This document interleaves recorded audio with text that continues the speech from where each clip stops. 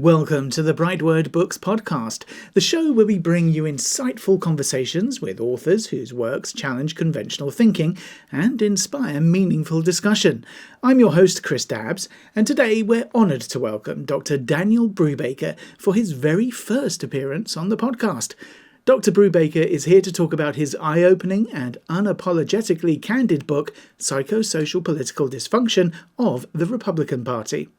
In this powerful analysis, he unpacks how and why the GOP, a party that still invokes Abraham Lincoln's name, has, in his view, strayed far from its historic values.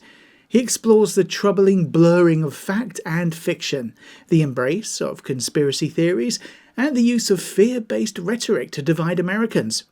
Drawing from neuropsychology, he examines why some behaviours within the party resemble the developmental patterns of toddlers, and he raises serious questions about the presence of antisocial personality traits in leadership. We'll also delve into his take on how crowd psychology and far-right nationalism have reshaped the party's identity. Now, this promises to be thought-provoking and at times a challenging conversation, so let's dive right in. How are you there, Dr. Brubaker? Thank you very much for joining us. Thank you. It's great to be with you. Yeah, fantastic. Same here. Really looking forward to really getting into the depths of your book here. So the first question I have to ask, and I always ask, is, well, what inspired you to write Psychosocial Political Dysfunction of the Republican Party? Was there a particular moment or event that compelled you to begin the project? That's a long story with me being a Republican for over 50 years, 57 years, I think. And the past 30 to 50 years, I've seen the deterioration of the Republican Party from where I stood as a youngster, signing up, signing up with the Republican Party. But why did I write the book? It is, I would say, it was narrative therapy, because I was creating a lot of anger about what was happening in the party especially over the past 10 years.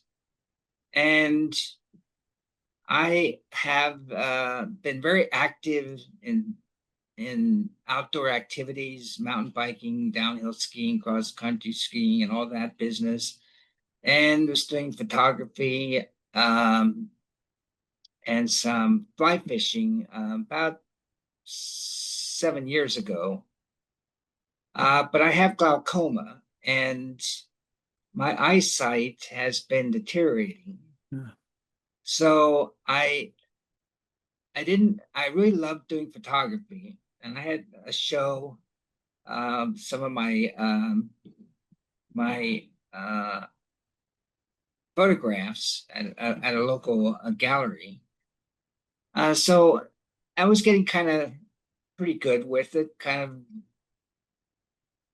more on the side of professional, going from amateur to professional, but my eyes were getting bad, and so it was really challenging. It was really getting upset with the fact that I couldn't do that anymore, and I couldn't fly fish anymore. So I thought, what next could I do? And I always wanted to write a book. So I started off doing this one because, like I said, it was therapeutic. It was a lot of therapy in doing this book. Mm. Wow. So, I mean, you could have written anything, I guess, right? So what made you choose this? I mean, are you an activist within the Republican Party, or is it just something you've been a member of, but not necessarily been involved with? Yeah, like I said, it was, it was, I had a lot of anger with what was happening in the Republican Party. Mm. And I couldn't really do the activist type of things because of my health and because I'm still a practicing physician. So this was an outlet for me to get started and trying to make a difference so that other people could see what the Republicans were really doing within the party. And it was for that reason that I think that I really challenged myself in writing this book. Hmm. No, okay. So for those of us who don't know too much about the Republican Party, but I guess we probably do know about Reagan's Republican Party and now Trump's Republican Party. So what you're saying is, so in your book, are you juxtaposing the two to try and understand how it's changed so much since then, or has it not changed at all? Or is that your thesis? No, it's changed a lot. And I go back to the Speaker of the House, Newt Gingrich, back in the 70s and 90s. I know that one of the things that he was trying to do with changing the budget in the 90s was getting rid of National Public Radio and Public Broadcasting Service TV, which I really love. That's what I listen to the most and watch because it's educational.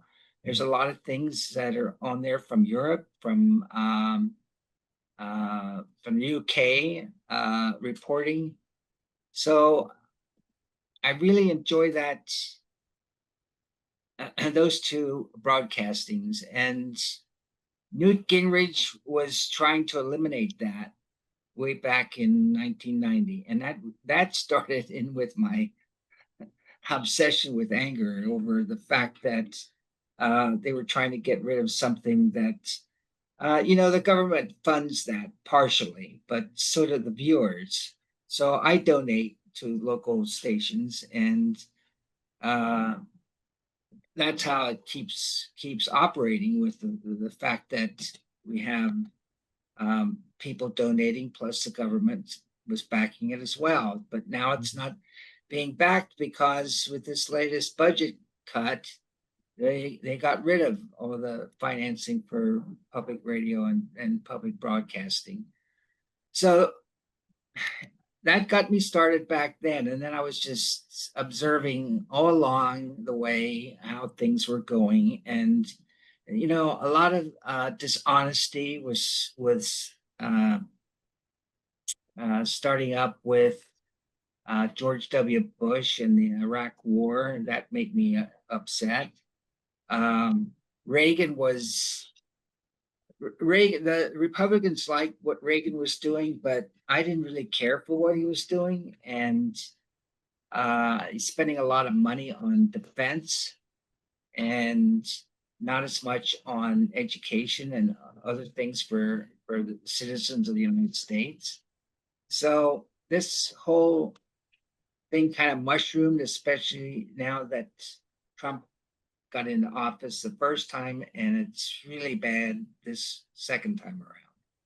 Yeah, it's interesting, isn't it? And talking about broadcasting, as someone who works for the BBC, it's nice to hear that, even though it's funded differently over here, right, than there with NPR and what have you. But it's interesting as well because I think the Voice of America has been canned, hasn't it, as well?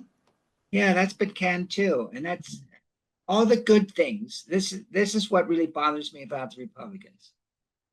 All the good things that we have, they destroy. They're obstructionists. And in the book, John Locke from your country really was instrumental in helping formulate the Constitution of the United States. A lot of British philosophers and politicians were helpful in doing that. Mm. And what I want to say is that we have just lost all that intellectual, philosophical, political structure from the beginning in the 1700s. It's just been kind of going downhill. Mm. So. Yeah. Sorry. So yeah, I mean, it's I see it as a big problem. Yeah, I mean, well, we could go on about this for ages, but I think that your book, it delivers a bold, as you've just been saying, a critique of the modern Republican Party. So you mentioned that you're a practicing physician. How did your background in psychology and political analysis influence the direction and the tone of your work? Because obviously you're coming from it from a passionate viewpoint, I guess. So yes, I've been interested in philosophy and psychology from the time I was 12 years old through high school, college, and everything that I enjoyed reading from that time until now has been philosophy and psychology. I'm not a psychiatrist. I'm not a psychologist. I'm not a board certified type person. I didn't go through a PhD in psychology, but it's been one of the things that I enjoy reading about. I enjoy analyzing, and I enjoy the neuroscience of the brain. So it's kind of a hobby for me. And the way I got started with it was my sister's like 8 years older than me, and she was in college, and she brought home her psychology book and was going to sell it because she finished the course. And that's kind of what we do here. So anyway, I told her, I said, I wanted to read it. And I was like only 12, 13 years old at the time. And that kind of started everything with me in terms of the psychology. And then I got into reading philosophy while I was in high school, and it just kept mushrooming. And so in college, for example, I had psychology, I had philosophy, I had child psychology, and then I had all the same kinds of things in medical school, and I actually worked on a psychiatric ward for about 5 years. So I've had a background in it, but like I said, I'm not an expert in psychology or psychiatry, but I have enough knowledge, I think, to be able to make observations and diagnoses and things like that in terms of psychology. Well, fantastic. And that's allowed you then to draw this fascinating comparison between, I find it amazing, Republican leaders and the neuropsychological behavior of toddlers, which sounds bizarre. I mean, can you explain how developmental psychology helps illuminate what's happening within the party? Well, yeah, I'm not the only one that has said that. A lot of people here in the States have said people like Trump and other Republicans are acting like children. And so, knowing a little bit about child development, um, I decided to put that together in a chapter and also go from what is normal to what is abnormal in development, which is conduct disorder and opposition defiant disorder. And those are two types of problems, psychological problems that continue through the teenage years into adulthood. And so that is what we see in some of the people in the Republican Party. In fact, just as an example, Donald Trump was such a bully and such a bad actor in high school, they had to put him in military school. So that showed to me that there was a problem with conduct, and he most likely had a conduct disorder. And usually, children with conduct disorder after the age of 18 go on to be labeled psychopaths or sociopaths. So that's kind of how I put that together for what I wrote in chapter 8 in the book about Donald Trump. Right. That's interesting. That is fascinating. And I guess, you think actually there is an argument, isn't there, about infantilization of things nowadays, where we're looking at with using phones, playing games, being on social media for a lot of people all the time. It is about that really, and I think that's certainly an interesting argument. You also argue that certain individuals in the Republican leadership exhibit traits of antisocial personality disorder. I mean, is that very different from what you just said about Trump? What sort of patterns of behavior led you to that conclusion? Well, it's funny. I'll go back to 2015, before Donald Trump actually started to run for presidency. So I was reading the chapter on personality disorders in the DSM-5, and there's at least 5 traits. There's actually 7 traits, but the 5 that stand out is narcissism, pathological lying, lack of empathy, manipulation, disregard for the law. And I posted that on social media. I posted those 5, and I said, who does this remind you of? And then I had a picture of Donald Trump. So yes, I see a lot of that kind of activity in the Republican Party. I see a lot of opposition to fight disorder in the Republican Party. And as I got more involved with delving into antisocial personality disorders, I came across the idea, or I came across the term sociopaths versus psychopaths, but there's not a lot written on sociopaths. There's not a description of what really a sociopath is. So in my chapter, in one of the chapters, I made a distinction between sociopaths and psychopaths. And so I think they're, I think now that I made that distinction, I'm looking at antisocial personality disorders as being a spectrum disorder, much like autism. So I'm calling antisocial personality disorder antisocial personality spectrum disorder, because I'm putting sociopathy and psychopathy in that group.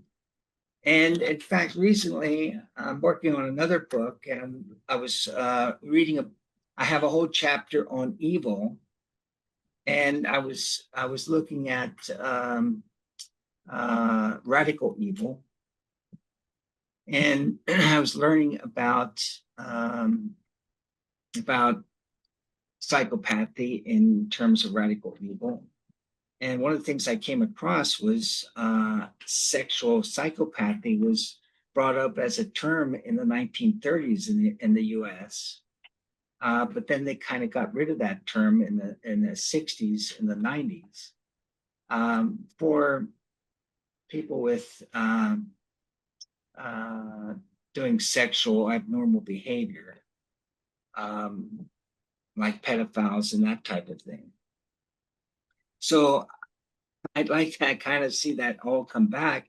And in fact, in your country, you have a law. It was, I think it's Mental Health Act of 1983, and then there was one that was modified in 2007.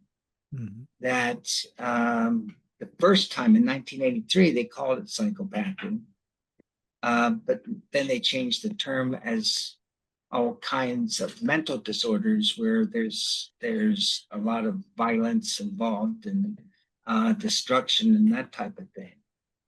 And we don't have anything like that in the United States. And I'm suggesting that that would be something that I think we should look into.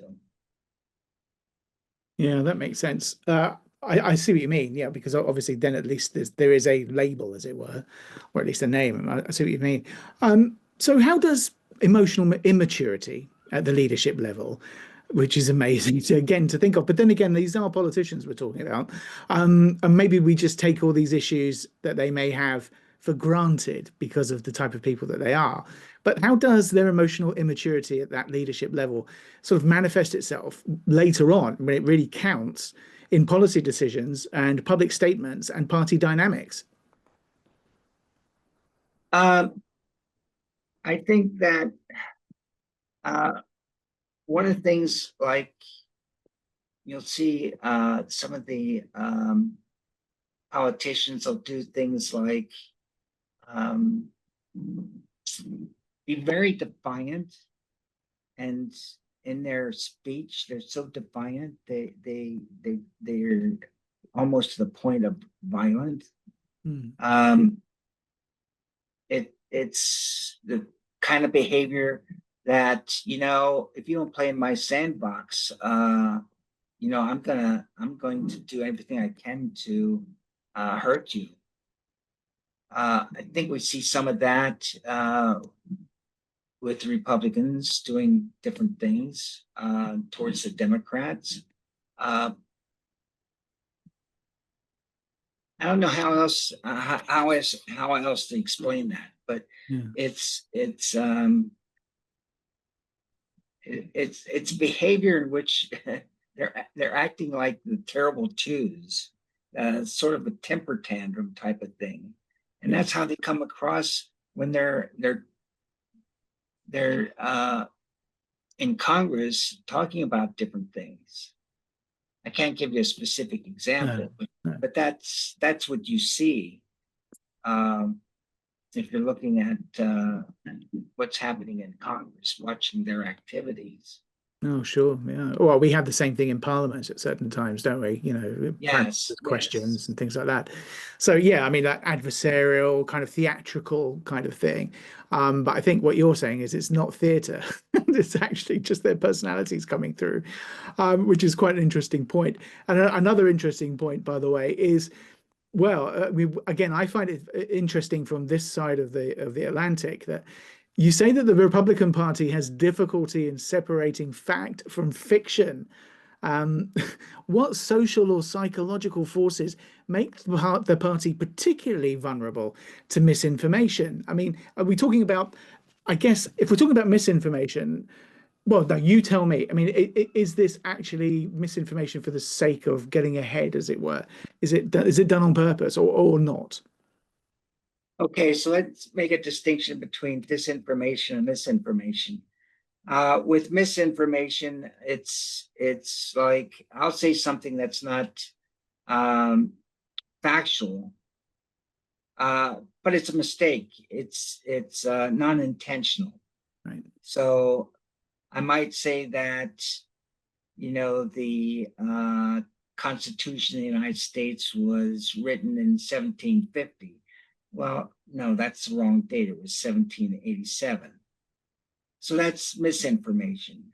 But if I'm intentionally providing you information that's a lie, that's dishonest, then that's disinformation. And it's intentional. They do it on purpose. It's like propaganda. In fact, it's very much like propaganda, but with propaganda, it's in the form of politics and persuasion to make people believe a certain thing in the political system that you want them to believe. Yeah.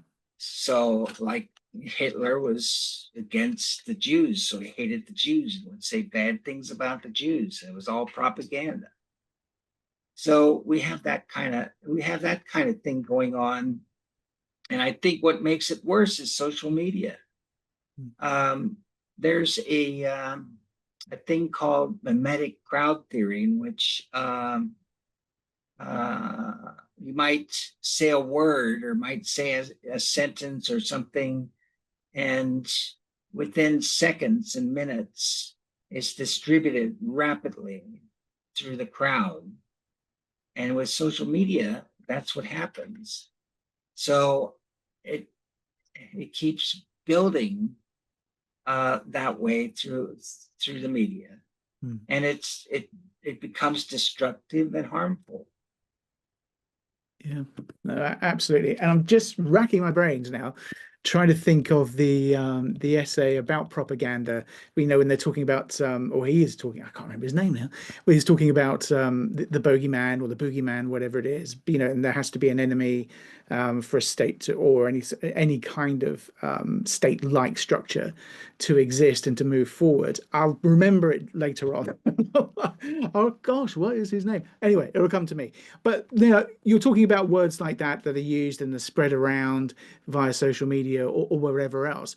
And you've got buzzwords like socialist or communist, and these are used more as, well, again, the fear triggers of a bogeyman or a boogeyman, Yes. really than accurate descriptions, right? So creating an enemy. But why has fear-mongering become such a dominant tactic in right-wing rhetoric? How does that happen? I think it's a control mechanism. And if I use a term in the book, actually, I call it lazy brains. I see a lot of Americans have lazy brains. They won't fact check. They won't. They'll just accept what's being said out there. So there's a high belief tolerance or acceptance. And so if you have something like a word, for example, like woke, this is a big deal thing now in the past 4 or 5 years, that's being directed towards Democrats and towards liberals. And we actually have, I don't know if you heard of him, but Bill Maher on TV, on HBO. He's kind of a political comedian. He uses the term woke, but it's all incorrect the way they use it. There's nothing in the definition of liberalism or conservatism in the Merriam-Webster dictionary or in the Oxford dictionary about woke. It just simply says that woke means social justice and racial justice. So how can that be applied to just liberals? It can be conservatives. It can be anybody who believes that that's what really should happen within a political system or within a country, in a democracy. So they use that to fearmonger against the Democrats, just like going back to Newt Gingrich again. He started this whole thing with fearmongering, using words like, "Oh, the Democrats are socialists; they're jackasses." Now, this guy is supposed to be a Christian. Do you think Jesus would talk like that if Jesus were alive? No. You don't do things like that. It's inappropriate as far as I'm concerned. So they use that to control and bring all the people in their base together against another group of people. It's gone on for years, for centuries, but it's getting, it's quite worse. I see it within the Republican Party. Yeah, I think that happens not just in the Republican Party. They're being overtaken, and obviously they're appropriating that word, the woke, to mean a different thing. Yeah, it's interesting. And whilst we're talking about words and phrases and things, how do terms like, well, one of the famous ones from recent years of fake news or deep state and election fraud function psychologically within the GOP base? And what are they actually revealing about modern political communication, which is what you just said, really, with Gingrich, wasn't it? Gingrich, rather. I don't really know what the deep state is, to tell you the truth. I think they say that to against the liberals, against the Democrats, the deep state. There's so much government, so much regulations, big government, federal government, deep states. If anything's a deep state or swampy, it's what's going on right now, which is it's pretty much fascism. Mhm. And people don't get that. They're not seeing it. They might be, they might starting to be see it in the States now. I don't know. There's a lot of protesting. Yeah. But yes, all those words, um, who knows what they mean sometimes, because to me, the deep state is what's happening now. Right. Sure. Right. We're talking about the Illuminati next or something, wouldn't we? So, yeah, exactly. So you've mentioned it before, but crowd psychology, okay, and how any political party, I guess, relies on that to be able to control its membership or to try and influence voting patterns. Okay, so you explore crowd psychology and its influence on political identity, but what does the science of group behavior, I guess you could say groupthink, reveal about how the Republican Party has evolved in recent years? So yes, I think one of the conclusions have come to in terms of all the different crowd theories, there was one by Gustav Le Bon, the affection theory. It's sort of like, you know, things are said within a crowd, and then it becomes hypnotic and everybody loses their identity, and it's like a virus that goes throughout the crowd, and they all become part of that, Mm. whatever it is. And then there's another one that I really like in terms of what's happening with the Republican Party, which is convergence theory. So that's when there's a group of people who kind of believe the same thing, but they don't have a leadership to bring it out. So they all, when they find a leader, they all converge on that leader, and it all explodes into whatever they believe in. And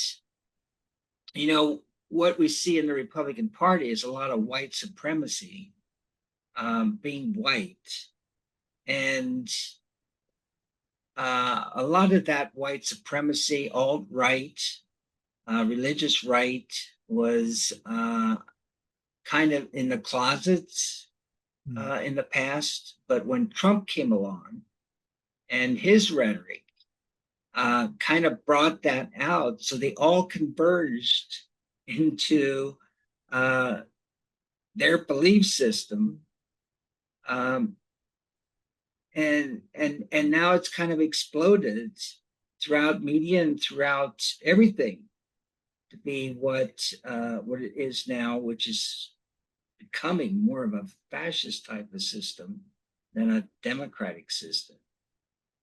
Yeah, it's interesting, isn't it? And you've mentioned Donald Trump a few times, and in your book, you refer to him as a clinically psychopathic president. That's harsh, or not, right? What psychological or behavioral markers support this assessment, though? And how did his leadership impact the party's psychology, do you think? Well, I go back to what I said about the 2015. So when he was in during the first term, there he was being different psychiatrists were being asked as to, well, what kind of mental problem did he have, and a lot of them would say, well, he's narcissistic personality disorder. Um, Narcissism is part of psychopathy and sociopathy. So, I mean, he's very strong with narcissism, and chronic pathological lying is part of antisocial personality disorder. And I don't know, there's a figure out there that he tells a lie every um, 10, 20 minutes or something like that. I figured out that at least tells a lie at least one lie an hour. So he's a chronic pathological liar, and he's very manipulative. You can see that with he does one thing and he chaotically does something else, and he manipulates people. And if he doesn't like what certain people are doing, they're fired. There's a lot of drama with that. And there's certainly a disregard for the law. Mm. And in fact, he's a white collar criminal, and that's been documented.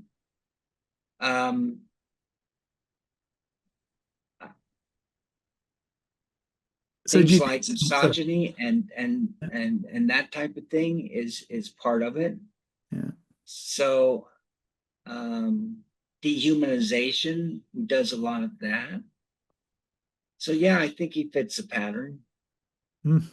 So do you think that he was like the root of this dysfunction, or did he simply bring to light and accelerate existing issues within the Republican Party, just open the doors, as you said, with convergence theory?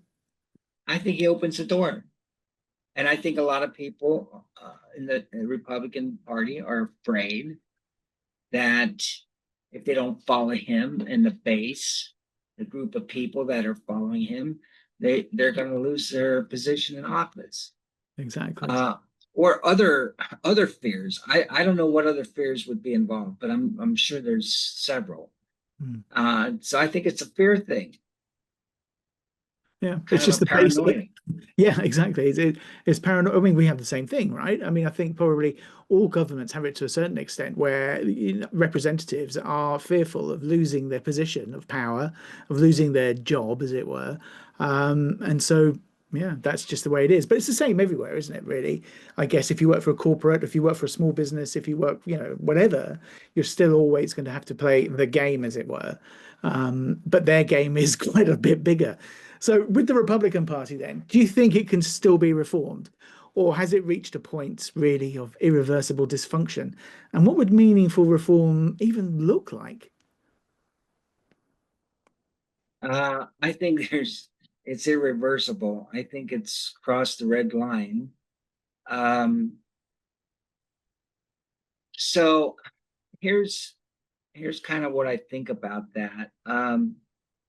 So in a society, you have rules and regulations, and you have to have that for things to be in order and safe for people. You have norms. You could look at that in terms of moral laws. But of course, that could be different with different groups of people within the society. And then you have collective beliefs. And so with Republicans, as well as Democrats, you have these collective beliefs. But with the Republican Party, those collective beliefs are so strongly destructive, obstructionist, that to me, it's beyond hope. I say, I put it this way. So Jeremy Bentham from England came up with utilitarianism, the greatest good for the greatest number of people. I decided to do a counterpoint to that and call it nefariousism, which is the greatest bad for the greatest number of people. And that's what we see in the Republican Party. We see them trying to destroy Social Security. We see them trying to destroy our healthcare system, and everything's destructive. And how are you going to change that when you have this collective belief system that's so elevated? You can't get through to it to make the changes that should be made in terms of it becoming more of a progressive party. And that's what I think that we need to see, is more of a progressive party and not a conservative party, because conservatism is just status quo. It's non-innovative. everything stays the same, and nothing really good happens. So whether or not it can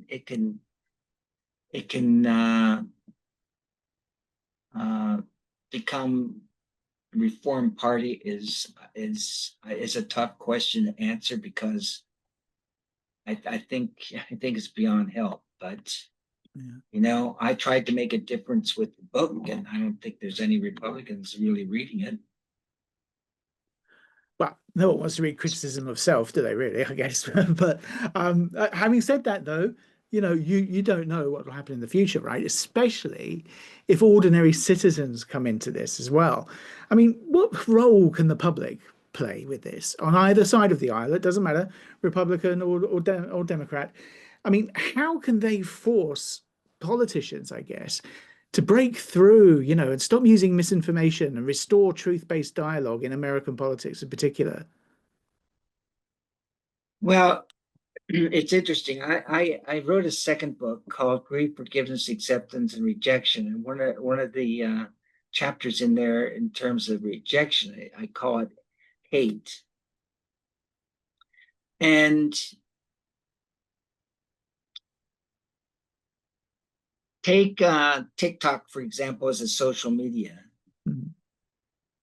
And I say this in that chapter. I talk about hate crimes and hate speech, and there's a lot of hate speech that comes across on social media. Except if you're on TikTok, they cut you off. So things like censorship, I think, is a good thing. But we have the First Amendment in the U.S., but everybody abuses that. Yeah. They think you can do anything, say anything about violence or whatever, and get away with it. And really, you can't. I mean, you do have a law called slander, and that's opposed to the First Amendment. So things like changing those things in social media, but Zuckerberg would have to do that. All these companies that run social media would have to do that. I guess if citizens enough in the United States rebelled against the companies, wouldn't use their social media, perhaps that would be a way to do it. Maybe passing more laws, getting the opposition, like the Democrats, to pass more laws. I do have in chapter 10 of the book, I have recommendations in terms of how democracy could be made better. Okay. So there are ways of doing it. It would just, I think, take everybody to get involved and protest and make the changes as much as they possibly can. Do things instead of not doing anything and just sitting back and watching what happens. Yeah, I think you're calling. This is the point, isn't it? You're calling for a paradigm shift in all of these things, which at the end of the day, social media is so ingrained in our makeup, really, in our social fabric, that would be really difficult to do, I guess. So no, I see. We'll all have to think about that, really. But we're running out of time, Dr. Brubaker. I'm really sorry. It's amazing how time flies, doesn't it? So finally, I have to ask you, what do you hope that your readers will take away from the psychosocial political dysfunction of the Republican Party? What change or reflection are you hoping to spark? Well, I hope it educates them to understand that where we were and where we're going. And where we're going is in the book, in terms of one chapter with fascism, explaining how that all happens, and for everybody to rebel against that, to protest against it, and try to stop it. That's what I hope they take away from the book. I hope they learn a lot of things. It's educational. A lot of educational things in the book. I have some medicine in the book. I have medical stuff. I have sociology, psychology, philosophy, politics, and so there's a lot there, and they can gain a lot of information and knowledge, and hopefully make changes. Fantastic. Well, it sounds fascinating, and I'm sure it is. And let's hope that it's the beginning of a change. You never know; it might be a catalyst, right? But basically, that concludes today's episode of the BrightWord Books podcast, I'm afraid. Sorry, everyone. But listen, a special thank you to Dr. Daniel Brubaker. Thank you very much for joining us and sharing the powerful insights behind your book, Psychosocial Political Dysfunction of the Republican Party. So his work offers a bold, research-driven perspective on the current state of American politics, as you've been hearing.